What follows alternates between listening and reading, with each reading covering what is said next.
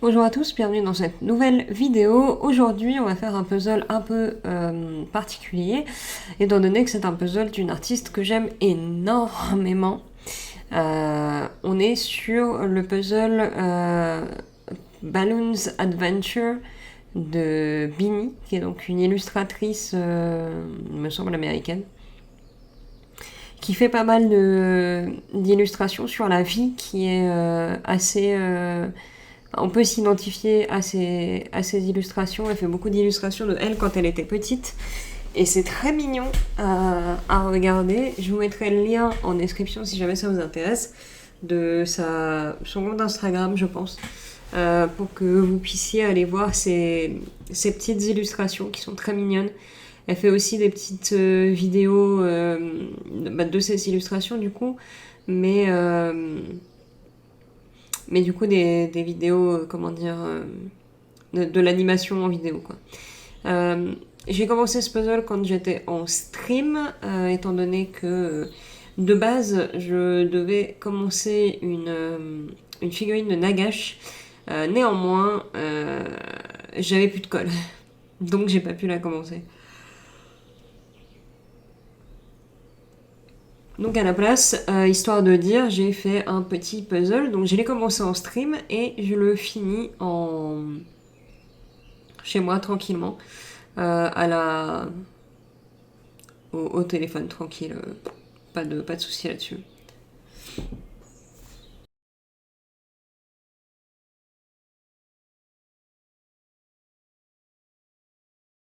Donc c'est un puzzle qui comporte énormément comment dire, de petits dessins où la plupart des trucs sont des petits chiens, donc des petits chiens papillons, des petits chiens plein de trucs. Et c'est très mignon. J'ai du coup pu mettre l'image du puzzle en dessous pour qu'on puisse voir comment c'était à la fin. Il y a trois grandes couleurs dans ce puzzle qui se définissent. Il y a du jaune, du rose et du violet. Et c'est une ambiance que j'aime particulièrement beaucoup parce que c'est, je trouve, un très bon assemblement de couleurs. Le puzzle en lui-même était pas très dur. C'est un puzzle de 1000 pièces, donc c'est pas non plus un puzzle énorme. Il a pris quand même un peu de place. Il me semble que c'est standard au niveau du 1000 pièces. Néanmoins, j'ai trouvé ça peut-être un peu grand quand même. Après, j'étais pas sur la même table que d'habitude, donc j'avais pas la même longueur. Et peut-être que c'est ça qui m'a mis en. Qui m'a fait me dire que c'était un peu trop grand. Donc le puzzle en lui-même est assez rigolo. Vous avez des pièces qui sont vraiment très bizarres. J'avais fait un autre puzzle dans le même genre qui s'appelait Court of the Dead, qui était un puzzle où en gros vous avez des pièces normales, donc avec des formes qui sont ok, qui sont normales comme d'habitude. Et vous avez des pièces complètement loufoques. Et en vrai, je trouve ça très rigolo.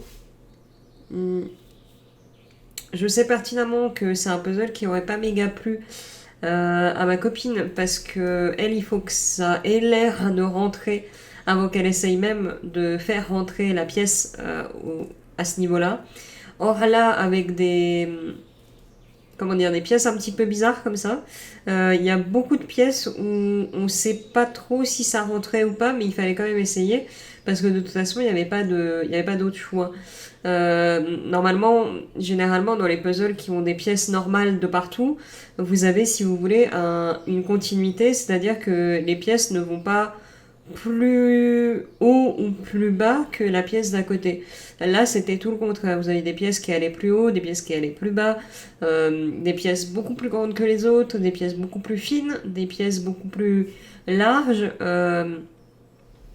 Enfin, c'était très fun à faire.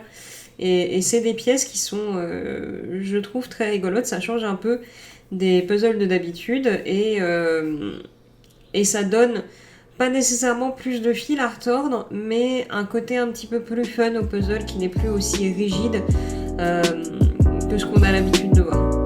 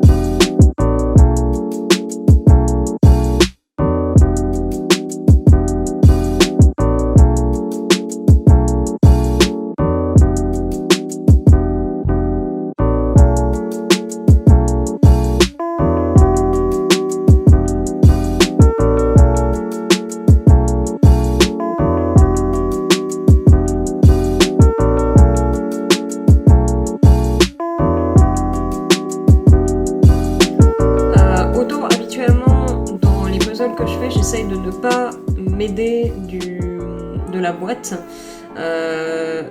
J'en prends un petit peu un plaisir parce que c'est un challenge complémentaire. Mais là, je vous avoue que du coup, j'ai été un peu obligée de m'aider de la boîte, ne serait-ce que pour savoir où allaient tous les éléments du puzzle. Parce que c'était pas nécessairement très intuitif de mettre les éléments à ces endroits-là. Donc oui, je me suis servi pas mal de la boîte cette fois-ci.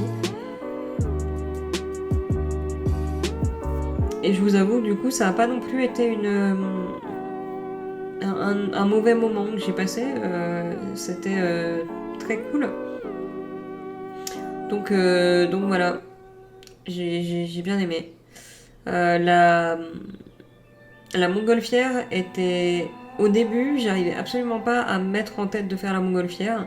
Et au bout d'un moment, une fois que je savais que j'avais pertinemment toutes les pièces de cette montgolfière, je l'ai fait.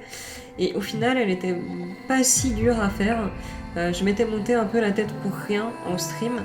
Je la trouvais anormalement dure, alors qu'au final, pas tant que ça.